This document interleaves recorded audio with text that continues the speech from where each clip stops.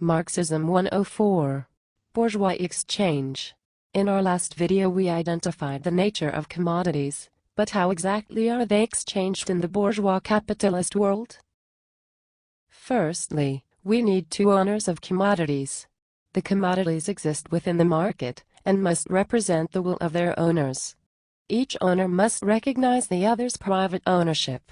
When the two consent to do an exchange, it is a legal act of contract between the two owners.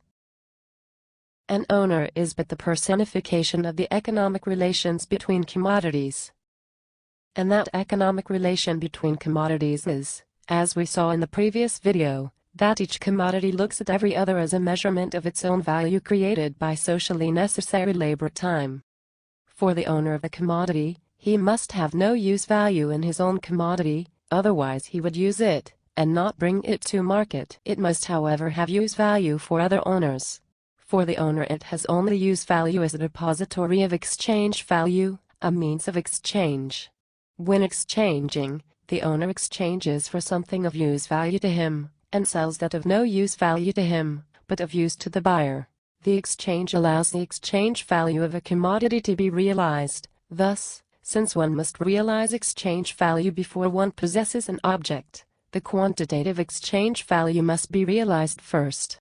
And use value is realized after the exchange. But remember, without use value it is not a commodity, and the commodity being sold absolutely must have use value to potential buyers. The fact that something is exchanged proves it has use value. One exchanges only to obtain something of use value to him, and realize the value of his commodity in another. He does not care if it has no use value to another, it is taken for granted if it is sold. In this way, exchange to the owner is both a public and a private affair.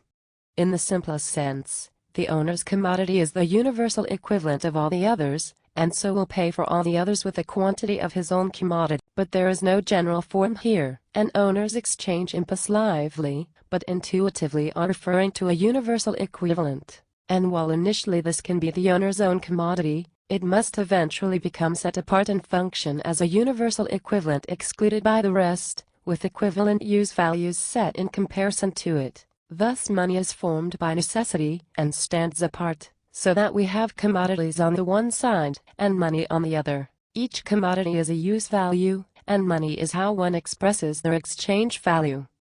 They are exchanged when the use value is gone for the owner, and the owner of another commodity recognizes him as a private owner of an alienable commodity. This first historically arose not within communities, but with their relations to external communities.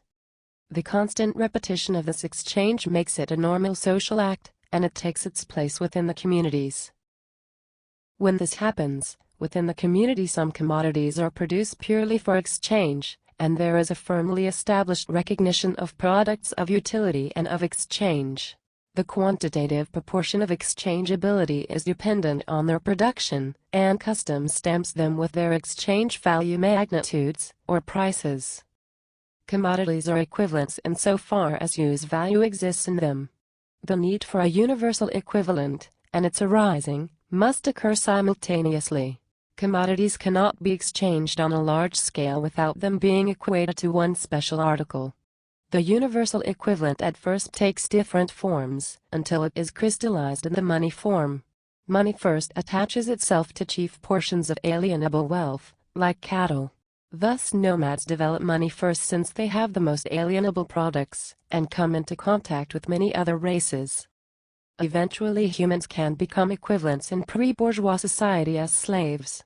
Precious metals are however most fitted to perform the social function of the universal equivalent. Gold and silver are easily divided and smelted back together. They represent purely quantitative differences. Gold does maintain its original use value, and its specific social function as money. All commodities are particular commodities, whereas money is the universal equivalent. Money is discovered to be a commodity only for those who start from its fully developed shape. Exchange gives money its specific value form. Money is not imaginary, or a pure symbol, but the forms under which social relations manifest themselves. If it were imaginary, then the value of all commodities is imaginary. Bourgeois economists unable to account for the social relations formed by it declare that they are arbitrary fictions sanctioned by universal consent of mankind. But no, the value of gold as money is determined by labor time. The difficulty lies not in that gold as money is a commodity, but how it becomes money. It appeared that money has that form by nature, but we found how it is a universal equivalent form, and then a money form. It is that all commodities universally express their values in gold, that it is money. The riddle of money is just the riddle of commodities. This is an acceptance of Adam Smith's hidden hand, that the coercive profit-seeking nature of capital occurs regardless of individual desires and wishes in a market. Autonomous individuals acting the market would be led to produce a social result, when mediated through the hidden hand of the market, to go down to benefit all. Bourgeois economists say capitalism can create a socially just and dynamic utopia if you can get the state out of the way, and ignore monopoly creation, only let the market do its work.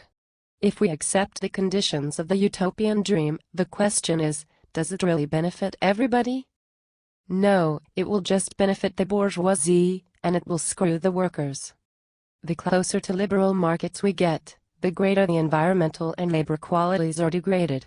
But this is proven in their own terms, within the bourgeois classical economic conditions which they dreamed of themselves.